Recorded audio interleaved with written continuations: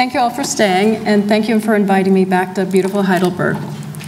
So today I'd like to talk a little bit more, still more, about family history and colon cancer.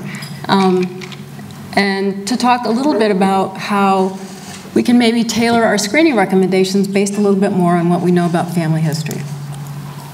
So just to follow up a little bit on what Dr. Samadder said about colon cancer family history really being a heterogeneous phenotype, and then to talk about some of the studies that we did using the colon cancer family registry about some molecular and pathologic features that might help us motivate relatives' risk and screening recommendations. And then, just to follow up on the last question, how it could be that we could add some genetic variants to what we know about family history to direct screening. And finally, to follow up a little bit on Dr. Brenner's comment that maybe cancer screening is changing the phenotype of cancer. So I'll just summarize what's already been said before, which is family history of colon cancer risk based upon a meta-analysis. So this has been done at this time in 47 studies, about a doubling of risk for any family history. The risk goes up if more than one relative is affected, more than 2 relatives, about 4.5-fold, and a younger age at affection increases the risk as well. And just as we discussed, that the recommendations for cancer screening seem primarily, and not necessarily evidence-based, to be motivated by age and by family history. So for the most common cancers, colon cancer, prostate cancer, breast cancer, in the Western world, family history really acts as a gatekeeper. And this is a study that I did with a health economist, Scott Ramsey, who's also a physician. So he would see patients in clinic and wonder if just asking about family history ended up being a pretty good arbiter of risk. So as an economist and as a clinician, when people came to his clinic, he'd ask them whether they had a family history, yes or no.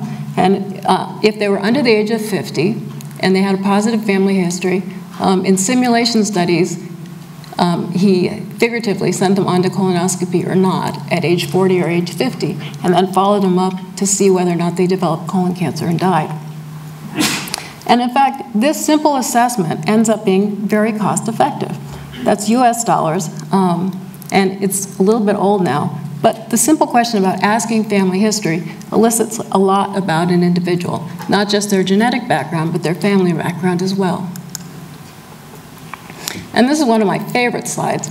So this is the original Lynch family that was first described by Warthen in this Archives of Internal Medicine publication in 1913. So in 6 generations, we can see how each successive generation is affected by a cancer. Not always colon cancer, not always described as colon cancer, sometimes endometrial cancer, sometimes stomach cancer.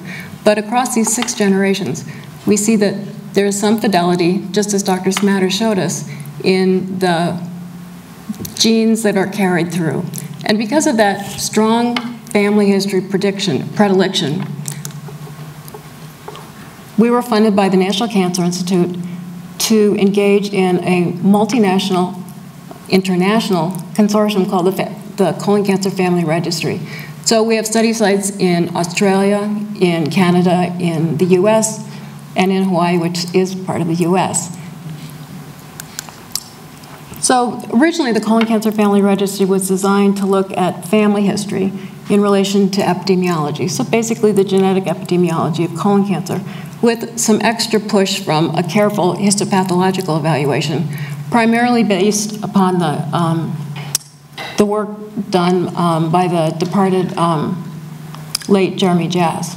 So in the Colon Cancer Family Registry, we've also added some additional studies that include GWAS and now deeper sequencing, some quite extensive survival analysis, not so many clinical trials, but we're getting on board with that. A lot of careful studies of the tumor genome and some risk prediction models. So this is described in a paper that enumerates the enrollment that we've had so far in the Colon Cancer Family Registry. And this is in the public domain, so anybody can make an application to the colon cancer family registry and take advantage of the very rich data that we've collected. So here's 8,000 probands. These would be incident invasive cancers. The clinic-based probands are not always incident, but we have about 1,000 of those. So there's about 9,000 colon cancer cases, population controls, a risk factor analysis on 40,000 individuals. So that includes relatives.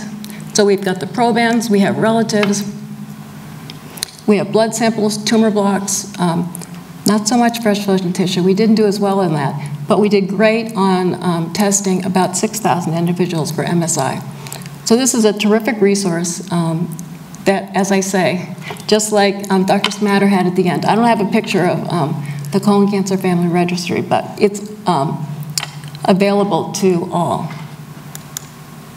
So just a little bit specific to the next study I'll talk about, we've elicited very careful pedigrees, personal and families, screening history, polyp history, and extensive epidemiologic history, a lot of pathology that's been standardized across all of our 6 study sites, and molecular characterization. I only mentioned the 6,000 MSI cases, but subsequently we looked at MYH, we looked at BRAF, KRAS, methylation that includes SIMP5 markers, and now increasingly looking at other mutations. So this next study specifically looks at the tumor genome with respect to pathological characteristics. So because we've evaluated independently SIMP and MSI and BRAF, when we look at, and also we have the location, when we look at them together, although independently, we can see that there's a real continuum associated with the prevalence of those tumor markers across the location in the colon. So it suggests that there are different pathways to tumorigenesis that predominate in different sections of the colon and rectum. So now I'll describe the paper that was led by Win that uses the colon cancer family registry. And what happened with this was, again, the colon cancer family registry started to look basically at Lynch syndrome. But as we looked more and more, we found that there were some individuals that certainly didn't fit the classic Lynch syndrome. So we have the MMR proficient, so there's no evidence at all of any lack of protein expression for MMR. And then there's the Frank Lynch syndrome. So about 84% that have proteins for the MMR genes, which is about what you'd expect based upon a population sample. Now there's a next group, which are MMR deficient. That is, they don't have any protein expression of MLH1, but there's evidence of MLH1 methylation. So that was about 6% of the cases. Then another 4% are what we call suspected Lynch. So they have colon cancer with MLH1 and PMS2 loss, but they have no evidence of methylation, but they also have no evidence of a germline mutation. So we call these suspected Lynch, and I'd be interested to see what others think. So, and I do want to point out that the Lynch syndrome here is 4%, which is a little bit on the high side, but some of the study sites, for example, in Ontario, they oversampled for certain family histories. So this study design was sort of a cohort study. So we started out with about the 5,000 cases who were affected with colon cancer. And then we looked through the constellation of their relatives. And there were 33,496 relatives. And in those relatives, about 1,000 were diagnosed with colon cancer. So from those 5,000 probands, 1,000 of their relatives were affected. But there were a lot of relatives. These are only first-degree relatives.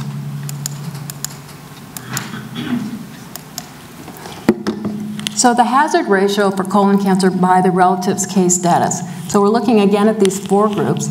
So the reference category is their MMR proficient. So they're just ordinary family history without any known molecular genetic characterization. So the MMR deficient that were non-lynched, that is, their deficiency was probably due to methylation, had no increase in risk in their subsequent relatives, in any of their relatives. But the suspected lynch actually had a relative risk, a hazard ratio of about 2.5. And of course, the Lynch syndrome was increased by about 5.5-fold. So when we look at the other characteristics that we know are associated with family aggregation, the hazard rate ratios are increased for all of them, and most strikingly, although that's a very unstable estimate, also seem to be increased for the cancers that appeared to be due to methylation. So there were other pathologic findings. So we evaluated features in addition to the age and location that we just talked about, the tumor margins, the peritumoral lymphocytes, the tumor-infiltrating lymphocytes, synchronous cancers. So the greater the number, as these were considered independently, there were at least 6, there was about a 30% increase per feature in increased risk of colon cancer in the relative of the proband in the colon cancer family registry. So I guess my interpretation is that molecular and pathological features of the proband of your relative will identify individuals' risk if they're related to that proband. This gets so complicated. So proband's relatives are at increased risk depending upon the pathological features of the incident case in the proband, and that perhaps those in their risk status, which we saw was actually not increased at all for those with methylation, but was increased for those Lynch syndrome, might suggest a differential screening recommendation. And finally, these results also might demonstrate that some cases are caused by certain genetic factors. So that's about as far as we could get with the colon cancer family registry data that we have right now. But then last week I read this article in Nature Medicine. I couldn't read it all because it was kind of rocket science. So this is a network of 6 studies, and they had, just like we had 4 classification schemes, they actually had from 3 to 6 classification schemes, basically had 27 different classifications. Then using some network analysis, came up basically with four categories. We came up with 4 too, but our categories are different, and our percentiles are different, percentages are different too. So MSI figures prominently in 2, but not in all of them. So I guess that's only to say that certainly there's a lot of different ways, as the speakers in the last session spoke of how there's a lot of ways to cut that pie. So I don't think we've come to a consensus on what the most valid subgroups are, but clearly colon cancer is a heterogeneous disease. And because it's a heterogeneous disease, we need to try to identify those that can benefit best from early detection or further testing. So actually, this is a current recommendation from the U.S. Multi-Society Task Force on Colon Cancer, which recommends that every single cancer case, not just in Utah, but every single cancer case receive testing for MSI, and if they're MSI positive, to go on to IHC and potentially on to germline testing. When I talk to clinicians, and Medicare actually is paying for this testing now, so it's a pretty important step forward. The extent to which it's embraced by clinicians throughout the U.S., I can't say for sure, but theoretically, every single colon cancer case will have this information available. Whether it resides in their medical record and whether we have access to it, I can't say. This is a very new recommendation. But what I've talked about really is retrospective consideration of prevention. So thinking about what happened to your mother or your sister might not be available to you. So is there a prospective approach that, for example, is there information germline that could be evaluated in a more directed way? So what we just talked about were the major heritability the major susceptibility syndromes, as Dr. Samadder talked about, MMR and Lynch and FAP. However, those are very, very rare. And although the effect size is very great, in fact, they're much more common variants that Dr. Easton talked about. Although the allele frequency is much higher, could be 10%, could be 20% sometimes, the effect size is also quite low. But could it be that, and now I think I only have up here, I think there's almost 50 SNPs that are statistically significantly associated with an increased, albeit not a large increase at a single level, increase in colon cancer risk. Could there be a way to concatenate those together? So we considered, and we've got a couple of studies in the colon CFR. This is a study actually that was undertaken by Lee Su that used data from the large GECKO, the Genetics and Epidemiology of Colorectal Cancer Consortium, directed by Ricky Peters, where the risk prediction model was based only on GWAS loci and family history, with the goal eventually, in a study that I'm working on in the colon CFR, to add in the environmental and lifestyle factors, as well as a more detailed endoscopy history. But with the goal would be to identify a high-risk group for preventive interventions, and also to be more precise about starting age and frequency. I don't think we're going to get there to the type of screen that's most efficacious. So we'll just take a minute because this is kind of hard to take in. So on the running down vertically at the 10th percentile and the 90th percentile. The 90th percentile represents the highest genetics risk score.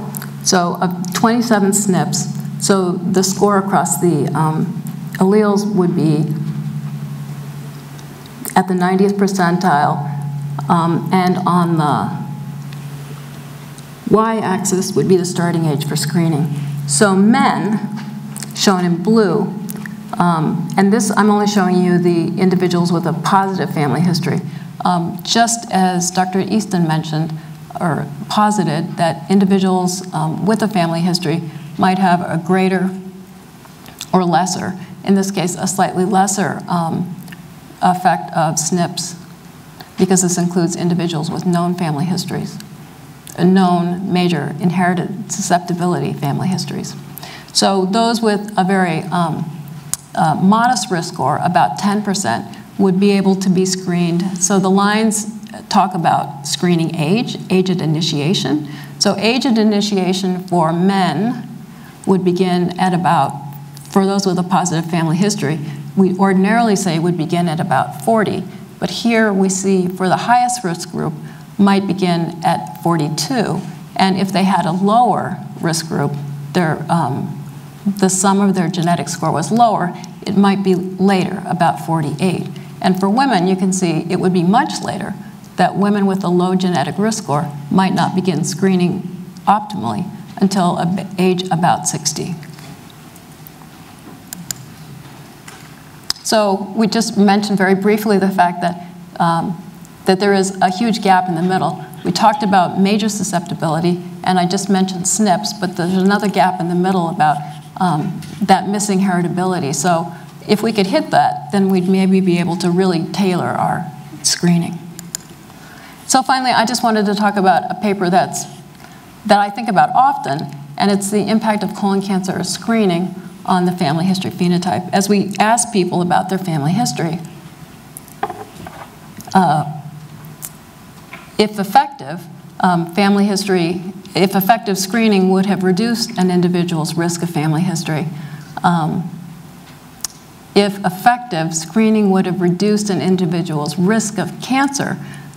And if so, then maybe the relationship between family history and cancer might be distorted. So I just did a really simple simulation looking at 3 generations. So in the first generation, there's no cancer screening at all. In the second generation, cancer screening becomes available, and it's introduced to all individuals, but we know that cancer screening uptake is greater in individuals with a family history. It's about 2-fold greater. And so in the third generation, cancer screening is maintained, and it may actually be increased. This is another one of those figures you have to go slow on. So we said that the relationship between family history and colon cancer risk is about 2-fold. So that would be the 2 on the far left. And this is a screening fraction for individuals with observed family history. So as family history impacts upon screening uptake, so much so that, say, 60% of individuals are screened, and if that is less than the proportion of individuals without a family history, then the relative risk is significantly attenuated. It could be as low as 1. So what we see as family history may no longer be a good surrogate for inherited disease risk. So the impact of the changing phenotype might be, as I said, that the clinical and epidemiologic determinants of family history may be population specific. So we may not see in every population that it gets attenuated, but certainly in the US, where fortunately screening is going up, and as many as 60% of the population is screened, that maybe what family history means will become attenuated over time. And then it could be that the cancers that break through with that screening history are particularly aggressive and associated with maybe a more stronger inherited family history type.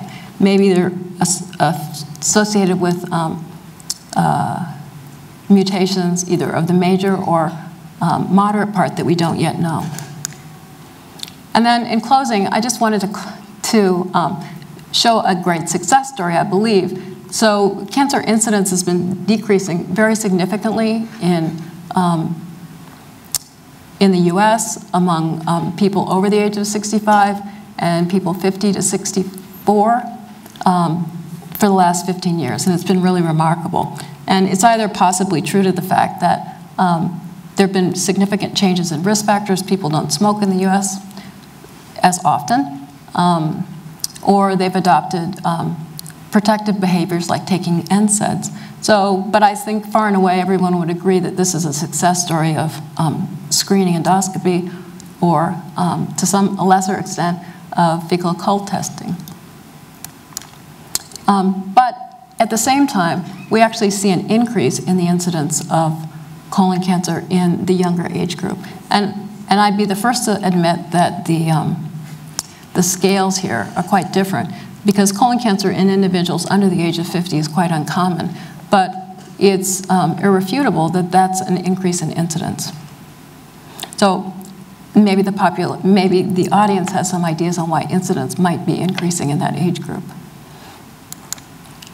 So in summary, I think that it's clear that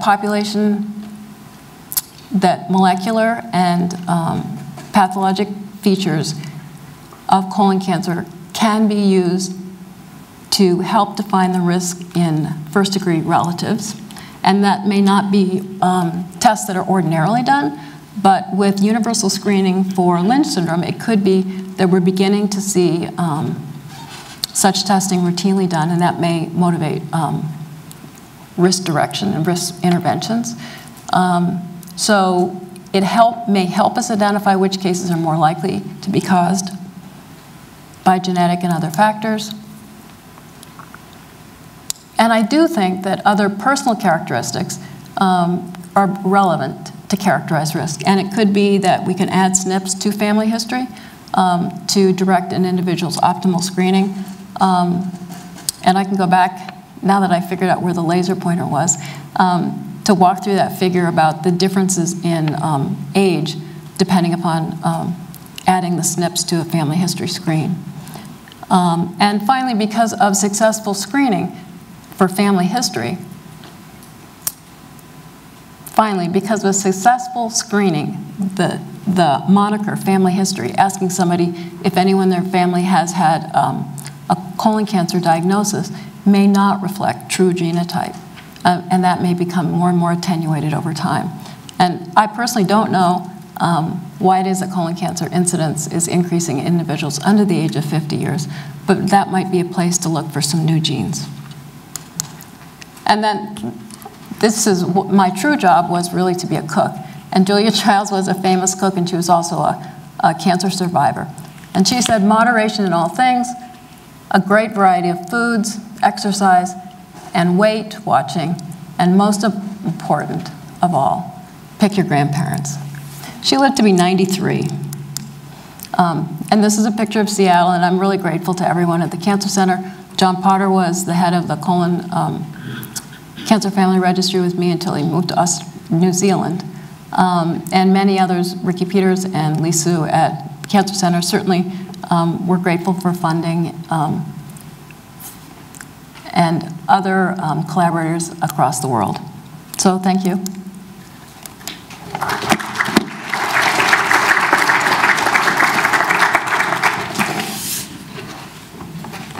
Polly, that was a wonderful talk about, and it gave us a lot to think and a lot to ask. I can go backwards on those slides. They were a little busy.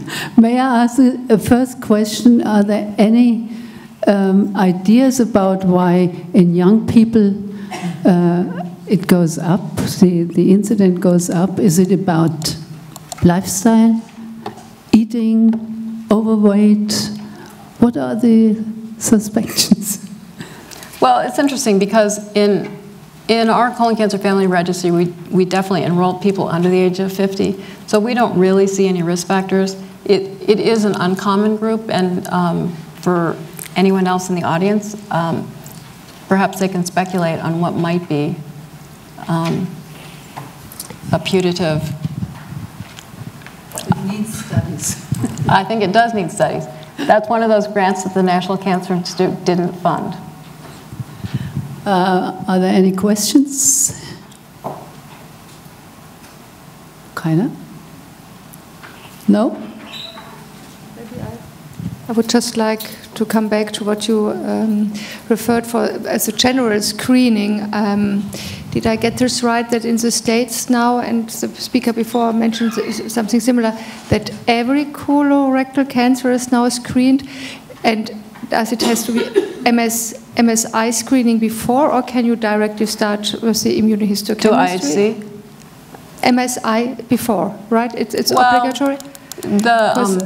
This is difficult to implement over here in Germany. It totally is. And it's not very validly implemented, because at least. So you had both options, and the bigger row here was to the IHC's testing, so you start then right away with the immunohistochemistry? Right. Our experience is in the lab, it's really hard to, MSI is very expensive, and our own study was based upon a 10-marker panel of Steve Thibodeau. So you would recommend probably going straight to IHC rather than MSI. Right. So I think the paper by Laney Linder shows that they're certainly as equivalent. And what about endometrium cancer? You mentioned endometrium cancer irrespective of age as well? Yeah, so that's what we do. So Utah implemented standard immunohistochemistry is it'll tell you which protein is deficient to go along germline testing, whereas MSI, if it's abnormal, you have to do a second test, which is IHC then. The benefit of MSI from a programmatic point of view is that you have less variability between hospitals in doing MSI because it's a PCR-based test, whereas immunohistochemistry can have a lot of inter-observer variability. If you have a good immunopathologist, they're going to be really good at seeing the deficiency, whereas maybe in a more rural hospital or a smaller community hospital, you won't have expert pathology to do immunohistochemistry. So that can play into, do you do MSI or do you do IHC? In Utah, we only have the two major health systems. All tumors, colorectal and endometrial, cancers go for immunohistochemistry at only 2 sites, either at ARUP Laboratories, which is University of Utah, or Intermountain Laboratories in Salt Lake City. So that reduces our inter-observer variability, and that's why we don't use MSI. Endometrial cancer, yes, so that's not part of the guideline, but we basically decided between our 2 health systems that all endometrial cancers, regardless of age, would just be done. That it made it simpler not to have an age stratification and to include endometrial cancer. We just discussed this over in Germany within our guideline committee and calculated the PPVs and so on, and we were wondering if this is really feasible to do. And now introduced an age cutoff at 60 and also go for the best tester criteria, at least one additional tumor. So I was wondering, and with the MSI screening, I understood that this would be the more stringent way. However, we have a problem here with the laboratories that are not used to do MSI. So therefore, for me, it occurred that a better way would be to have central laboratories doing an appropriate MSI instead of going for immunohistochemistry for all of them just because the infrastructure is not there. So this is... You could definitely do that. If you, we use 2 central laboratories, and we have dedicated GI pathologists at both health systems that read all the immunohistochemistry. The benefit was that it would direct the gene testing, the germline testing, whereas MSI, you'd still have to do a second test. I see. NHS is mainly more restrictive. How is it in the UK? Do you know? Is there screening, general screening in colorectal and endometrial? I would doubt, right? Yeah, but I don't know exactly how they do the testing in Cambridge and East Anglia. I don't know. And Christoph, you have got another question. With regards to the incidence in younger people, of course, our resident Nobel laureate, Harald Zuhausen, would say they get infected by something from red cow meat, right? Oh, yeah, I remember that one.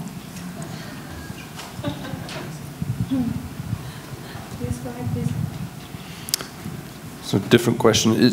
Is there anything known about the susceptibility to the later stages of the development of invasive cancer from the polyps, or is that assumed to be just random? In other words, is susceptibility to polyps the same as susceptibility to colorectal cancer? No. Polyps, only 20% of polyps progress, or depending upon age, so no. Is there anything known about the factors which determine progression? Well, certainly a lot of it has to do with the molecular features and the pathological features. So, for example, I have a study on sessile serrated polyps to see whether or not they're far and away more likely to progress than ordinary adenomas. Adenomas are the most common precursor, but you're right, to compare the epidemiology of adenomas with the epidemiology of invasive colon cancer, it's a good question. You have to absolutely make sure that you only use a colonoscopy series so everybody's at about the same. The comparison group has a clean colon or the same dirty, equivalently. I don't mean dirty. But I don't know, maybe they are dirty. Okay.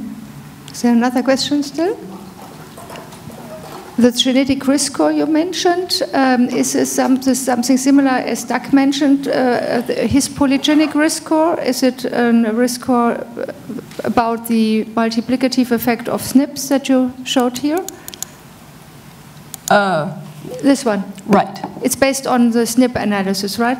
Right, so this is 27 SNPs. 27, okay. You get, if you take those SNPs into account and you have a high genetic risk score, then you should be screened about 5 years earlier than this recommendation, which, as was pointed out, is not really evidence-based.